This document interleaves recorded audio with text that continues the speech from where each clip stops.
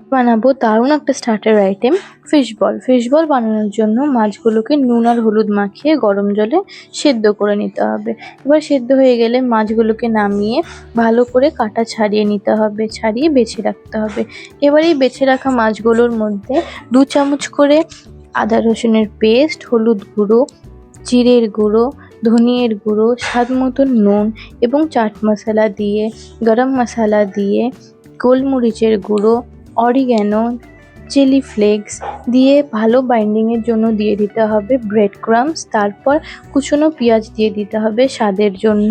এবার আরও ভালো বাইন্ডিংসের জন্য দিয়ে দিতে হবে 1.5 থেকে 2 চামচের মতন বেসন এবং 1 চামচ কর্নফ্লাওয়ার দিয়ে এগুলোকে হাতের সাহায্যে ভালো করে মেখে নিতে হবে। এবার মাখা হয়ে গেলে হাতে একটু তেল লাগিয়ে এই মাছের পুরের থেকে মাছগুলোকে নিয়ে ছোট ছোট বলের শেপে করে নিতে হবে। এরপর বিস্কুটের গুঁড়ো বা ব্রেড ক্রাম্বসের মধ্যে দিয়ে ভালো করে কোট করে নিতে হবে।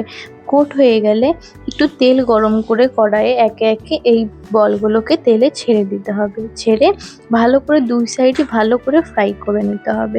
ফ্রাই হয়ে গেলে এগুলোকে নামিয়ে সার্ভ করলেই রেডি হয়ে যাবে আমাদের ফিশ বল।